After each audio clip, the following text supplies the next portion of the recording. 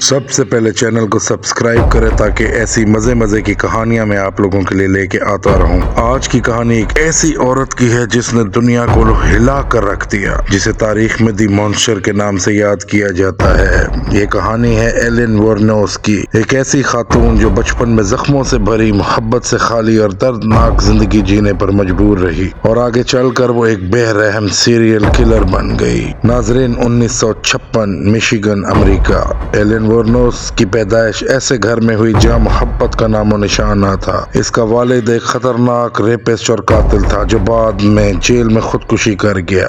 ماں نے دو معصوم بچوں کو چھوڑ دیا، اور یوں ایلن اور اس کا بھائی اپنے نانا نانی کے رحم و کرم پر چھوڑ دیے گئے۔ لیکن یہاں بھی ایلن کو محبت نہ ملی، صرف مار، گالیاں اور جنسی تشدد۔ اس کا نانا ایک نشئی اور ظالم شخص تھا جس نے بارہا ایلن پر ہاتھ اٹھایا۔ محض 9 سال کی عمر میں ایلن جسمانی اور ذہنی اذیت کا شکار ہو چکی تھی۔ ایلن کے لیے بچپن کا ہر دن قیامت سے کم نہ تھا۔ 13 سال کی عمر میں وہ حاملہ ہو گئی، اور کہا جاتا ہے کہ یہ حمل اس کے نانا کے کسی دوست کی زیادتی کا نتیجہ تھا۔ نوزائیدہ بچے کو فوراً ہی گود دے دیا گیا اور ایلن کو مزید تنہا کر دیا گیا۔ جلد ہی وہ سڑکوں پر نکل آئی۔ جسم فروشی اس کی مجبوری بن گئی تاکہ وہ زندہ رہ سکے، لیکن اس کے اندر ایک زہر بھرا طوفان پنپ رہا تھا۔ ایلن دنیا، مردوں اور اس ظلم بھری زندگی سے نفرت کرنے لگی تھی۔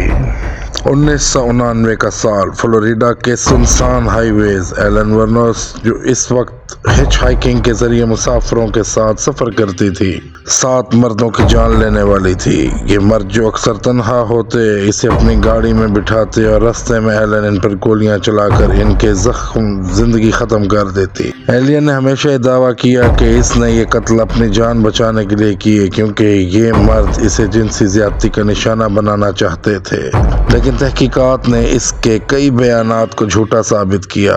حقیقت یہ تھی کہ ایلن کے اندر نفرت اور انتقام کا وہ طوفان اٹھ چکا تھا جو اب صرف خون سے بجھ سکتا تھا۔ اس نے اپنی پہلی واردات نومبر 1979 میں رچرڈ میلری نامی شخص پر کی، جو ایک الیکٹرانکس بزنس مین تھا۔ اس کے بعد ایک اس نے 6 مزید مردوں کو قتل کیا۔ یہ سب قتل ایک جیسے انداز میں کیے گئے، ہچ ہائکنگ، ویران راستے اور فائرنگ۔ ایلن کے ساتھ اس کی گرل فرینڈ ٹائرا مور بھی تھی، جس کے ساتھ اس نے کچھ عرصہ تک محبت کا رشتہ رکھا، لیکن جب پولیس نے ایلن کو پکڑا تو اس کی سب سے بڑی گواہ ٹائرا ہی بنی۔ پولیس کے جال میں ایلن پھنس گئی، اور جب عدالت میں اس پر مقدمہ چلا تو اس نے اپنے تمام قتل کا اعتراف کر لیا۔